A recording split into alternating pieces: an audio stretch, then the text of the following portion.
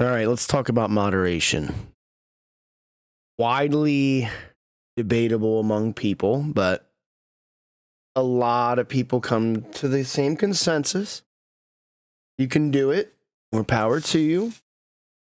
But a lot of people understand that they can't moderate, right? And if you're considering it and you had issues with it, I highly recommend you think against it. Okay, because I've fallen into the trap of moderation many times, and there's people out there that will discuss it and they'll say they're doing it, but in reality, it's alcohol is still affecting them the same way. People that moderate appropriately never reach a point where they have an issue with alcohol. Okay, that's my stance on it. And people that are drinking heavily and saying they're moderating, they're just in denial. And that just is what it is. Okay. I still have friends to this day that are like, just have a few. Just have a few. Well, you need to get into the mindset of just a few doesn't do crap. Okay. I don't want to just have 2 beers. I don't want to just have 1 mixed drink. If I could stay in that 2 to 3 mixed drink level or 4 to 5 beer level and enjoy that buzz and then be done the next day, be fine. No real bad hangover, even though I could probably feel a beer the next day on it. I would love to be that kind of drink. But the reality is I hit that blissfulness of those many drinks and I can't stop. I always go further every single time. And I know that for a fact, and it's embedded in my brain because I've done it so many times. I'll just have a few. And I've done it. I've went down and shot pool and had 2 or 3 beers. I've went down and had 2 mixed drinks. I've done it. But it takes away your sober time, number 1. So then you're more inclined to drink more the next weekend. 2, it sort of primes your body. Every time I do that, I would crave alcohol more the next weekend, okay? It's weird. If I were to go and drink 3 mixed drinks tonight, next weekend I'm absolutely screwed, or at least in the next month. It primes me up. It's a primer, okay? And that's what it is. And I know you can relate to it because that's just the way your body reacts. People that moderate correctly never have a drinking problem. They're never going to be watching this video. It's that simple. They don't have the issues that people that drink heavily do, okay? And people that say they moderate when they're drinking heavy are just liars. They're in denial. They're projecting. Or they just want to drag you back in. You know, your true friends are not going to be like, oh, just have a few. I'm not saying everyone who questions that's like trying to mess your life. Not like that. But your true friends are going to accept that you want to live a sober life. They're going to go, oh, why aren't you drinking? Oh, you can't have a few. And then they'll understand and rationalize it and let it be. But your drinking buddies are never going to get over that. You're not even going to have contact with them. These people are not going to want nothing to do with you if you're not at the bar. It's just the way it is. It's a catch-22, okay? At first, it's going to annoy you because the people you thought were your friends aren't going to be there. And they're going to be like, why don't you drink anymore? They're going to be uncomfortable when you're around them not drinking. Like, that's just how it is. And the ones that I've went out and drank water and been around people drinking, getting drunk, and they don't bother me. Like my brother-in-law was really cool with that. He'd be drinking. I was sober. He never pressured me, nothing. Not everyone's going to pressure you. I mean, he's a family member, right? There's going to be people that feel awkward. Like, I remember back in the day, I won't be drinking, and friends would just, they'd be awkward. When are you going to drink? When are you going to drink? Come on, drink. Come on, man. Like, that's how they act.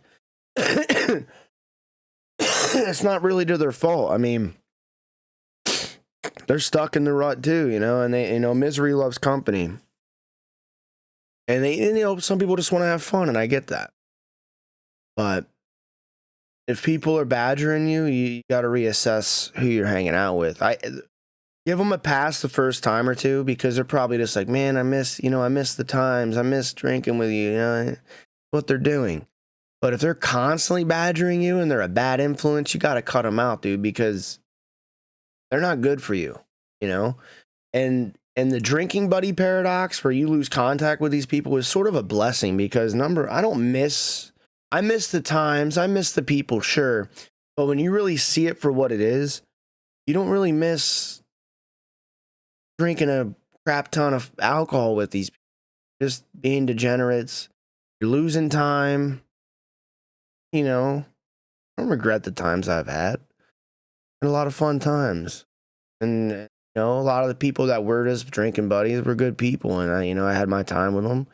But if they're still in that rut, I'm not going to be participating with it. It's non-negotiable to me. They want to hit me up if they end up getting sober down the line. I don't preach to people. I don't force it on the people. If they want to ask me about my journey, I'll help them out. I'll talk about it. A lot of people I have not seen, primarily because they're working, and when they're not, they're drinking, right? And I have no time in between for that. So they want to hang out and have a cookout, go do something, go hike, and I'd be down all day, but you're going to notice that this does not happen with you, okay? I still remember in my young 20s, like, hey, you guys want to go to a cookout? What's their reaction? Is there going to be beer? Is there going to be liquor? All they cared about. If there's not alcohol, they don't want any involvement. I was never a full-on, like, hey, I need no drinks, I'm gone. I was never really like that. I still went to events and family events and stuff and didn't drink. That's the one advantage I had. And the whole time I was actively binge drinking, subconsciously and consciously, I've always wanted to not do it. Always knew it was a hindrance. And all my friends are just oblivious. They just don't care. You mention sobriety or not drinking, they just can't fathom it, right? I always knew I was an outlier in that sense. The whole time, years of it. That was the one advantage I had. You have to be self-aware, and you got to be willing to want to change yourself. You know what I'm saying? And nothing's perfect. This is a battle that will continue to go on probably the rest of my life. It gets so much easier. I thought about it Wednesday, like, man, what would it be like to get fucked up? I got that urge, and then it went away because I'll just play that tape forward like I've talked about too. And I thought about how the weekend would end and how mad people would be. And it's like, that's just not even worth it. I've never woken up in the morning sober and feeling good and went, man, I wish I drank last night. I've never done it. Never. Because I would feel like absolute trash right now if I drank. And it's a Saturday morning. I'm drinking coffee. I'm making content. I'm going to work out. I'm going to make some content creation videos, game, enjoy time with my girlfriend. And it's instead of laying around, on a normal weekend, I'd be drinking still all the way to like 6, 7 a.m. And I just couldn't go anymore. I'd crash all day, lay around all day. Wasted time. I've wasted months of my life, if not a year. I don't even know. I may have wasted a year, 2 years of my life doing that. I don't even know. I can't calculate. I would say a couple months. Terrible to think about. All that productivity. Even if that was spent working my job, I'd have a substantial amount of extra money. I'd be in a whole light year ahead of myself, right? But everyone has hindrances. Everyone wastes money. Hindsight's 2020. It is what it is. You got to get up and move on. It's better now than never, right? Made many mistakes, and you have to learn from them. You're never gonna take risks and not fail. You're gonna have failures. You have to. I've had losses in investments. I've had losses in collectibles. I've had gains in both areas. And no one's ever going to get into these areas and be 100% profitable and not fail. You have to fail to become profitable. That's people either don't ever want to take the risk, so they never do it, or when they do take the risk, they get burnt a little bit and they just give up. You can't do that. You gotta let that failure fuel you, and that's how you become successful. And it's sad because the majority of people will never even take the risk, and when they do, they'll get burnt a little bit and then they'll stay out of the kitchen. And that is what it is. They don't have the money. They have the money, not willing to risk it. And then when they risk it and feel a bit of a loss, they'll out. But this is another investment topic, getting off topic here. But the typical buzz to me, like having a beer or two, is not worth it. I don't even really enjoy that. I enjoy the drunk.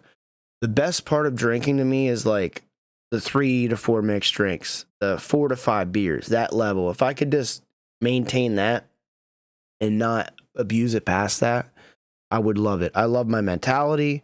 It eases me. It gives me that release. But what comes with it is the drink takes you at that point. Okay. So that quote, first the man takes the drink, then the drink takes the man. And it's true. You just go and go and go. And it's like, it's not even you drinking anymore. It's like the drink's just taking over, man. And then you're trying to sustain this buzz. And then you go past it in the drunk, and then you're blacked out. It's not even fun anymore. I remember that feeling, thinking, this isn't even fun, dude. Why am I doing this? I do it for that turn off switch, right? And then it always goes into a place where I don't even like. Pressing, your emotions are all out of whack. You're sending weird texts. You're embarrassed the next day. It's just a host of stress you don't have to deal with. But that's the the conundrum of it. You chase that buzz, and then you're constantly going into a territory of not even enjoying it. I think when I would drink from like 6 p.m. to like a 12-hour stretch, not eating, by the way, I would skip dinner too, which is not good for you, just to get that extra buzz. But when you're drinking like this, I remember I'd start drinking at 5 or 6, right? And I would drink so heavily off the bat, 8%ers, mixed drink, shots. By 8 o'clock, I was already like drunk, not blacked out, but drunk, right? Sometimes by 7 p.m. And then it's like, I'd continue drinking all the way till like 4 a.m. and I'm already drunk by 7. And I remember sitting there like, there was like an hour or two where I actually enjoyed drinking. It was like an hour or two. You know, I was inebriated, talking more, more outgoing. I was still functional while gaming. I loved the drink and game. Like, I'd be still doing good gaming. Like, drinking and gaming to me was rough. Like, for an hour or two, I'd still perform well. I'd have the buzz. It was fun. And then I would slope down, right? Which your performance will do this with alcohol no matter what. Slows you down. It's a central nervous suppressant. It makes you slow in the brain. And like, say I was in Call of Duty going like 25-5, popping off with a buzz, right? It would just degrade. I'd be like down to even, like 15-15. And then when I'm blacked out gaming, doing anything, it's just a very substantial loss in performance. Like, I'd be like 2-15, 2-20. There were COD releases where by the end of the night, I would kill my KD ratio. If you don't know what this is, it's just your kills to death in the game, right? And it'd be so bad because I'd be blacked out trying to grind the game, and I couldn't react. I'd just be getting killed in the game nonstop, right? I'm sure you can relate to this. Your performance just drastically. But I would chase that buzz, that 3 to 5 drinker, and it's all, you always want more. Once you're there, you're like, hey, screw it, I'm already here. Let's keep drinking. You got the alcohol. Another thing was, I'll make a video on this. I always had to have more alcohol than I needed. And people notice that, like, why do you need a whole handle of rum? I'm never going to drink through it, but in my head, I always wanted to make sure I had alcohol there so I could just drink the whole. Why you need a whole case of beer? I can drink till I can't drink no more, right? There were times I'd have way more than I ever needed, and I'd have excess. I've dumped it out when I'd try to get sober. I'd have it knowing I would drink it, in a week or two later. It was a weekend thing. I'd know it would be there. And then say I drank half a handle. I had half a handle sitting there. I'd have to go and buy another one because half a handle, what if I drink it and I run out? So I always had extra alcohol, and I'm sure people can relate to that. And I'll make a video topic on it. You always want a surplus, which is sort of like insanity because you're never going to drink it. But it's just like a weird thing, like, have to have the surplus, because if you run out, that's like a nightmare. I can't tell you how many times I've been obliterated, went to the bar and bought more alcohol and brought it home, or like been at a party, walked down at like midnight, bought alcohol because I ran out and came up, and like the whole time I'm sitting here like, oh, I got enough, and I've ran out, and then I'd still have to go buy extra, or I would buy extra in anticipation of running out. Like, I'm sure people can relate. You always need so much more. It's like,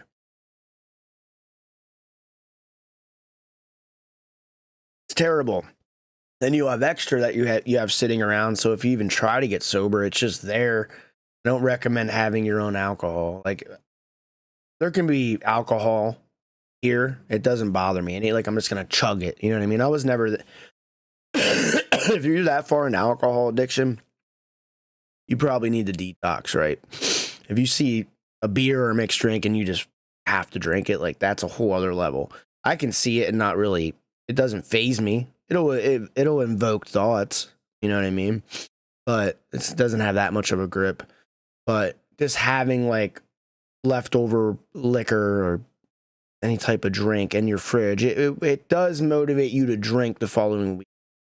And then your brain will play around it like, oh, I have 8%, 8%, drinks, big cans. I need to go and pick up 2 more so I know I can get blasted and stuff. So you're constantly tallying how much you have, and you'll supplement that the following week. You'll play off of it. And when it's not there, it's easier, but then you'll just go and buy a whole lot of it again, right? Like that's the the revolving door with it. And I don't miss that. I don't miss contemplating it every Friday evening. It was like torturous after work from like 3 to like 7 p.m. And if I would stay sober, it would go away into the night. But your first few weeks are just torturous, especially when you're actively drinking. And it would just, I've spent countless hours just thinking about it. And I'd grab my keys, go. I've turned around. I've driven to the liquor store and turned around. I've went and bailed out. And the thing is, once you commit to going, you have like a 90% drinking. Even if you're not trying to get sober, like if you're like thinking about it. Once you get there, I remember every time I'd walk into the beer distributor or the liquor store, it's like it's game over. I could walk in there now and walk around, it wouldn't even faze me because I'm not committing to drink. But I've heard stories, people sit in the parking lot, cry or dwell, and then they leave. They don't do it. But if you're walking into a liquor store and you walk out and have that much self-control and you're actively drinking, props to you. But every step you take towards going there to buy it, you're drastically lowering your odds. Drastically. Like every time I'd be walking in, I knew it was game over. And as I was buying it, I'm like, why am I doing this? Like I'd have 3 weeks of sobriety, 2-3 months of sobriety. And the whole time I'm like, why am I doing this? I'm going to regret it in the morning the whole time. And I'd still do it. And next thing you know, I'd be back here or wherever drinking. And it's just mind blowing to me. I remember sitting here for an hour with a mixed drink in front of me or a can cracked open. I wouldn't drink it because I'd be contemplating. One sip, I'm done. Sober time goes away. I have to deal with the repercussions. I've done it. This is another video topic.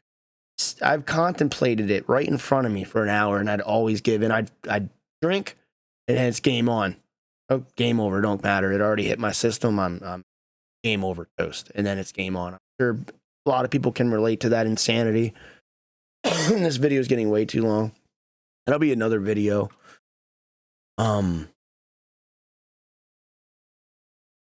Completion.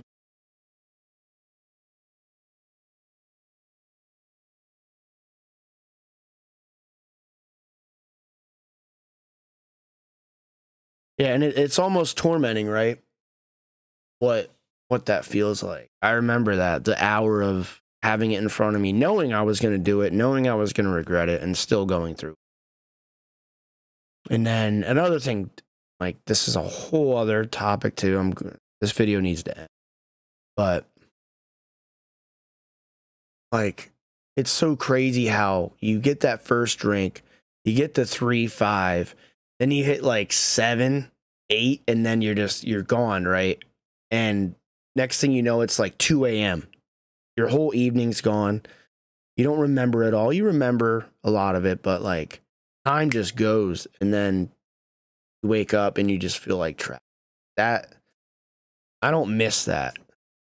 Like, first few hours was just like normal, and then once you hit that level, your time perception goes, right? I remember it being like 5 p.m. I remember up to like 8, then it'd be like 11, 12, bar, 2 a.m., all the way till 6 a.m. It's just like,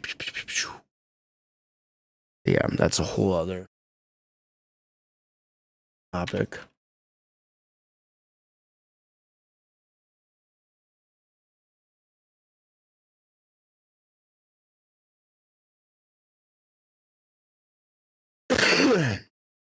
Yeah. Thanks for listening. That's about it.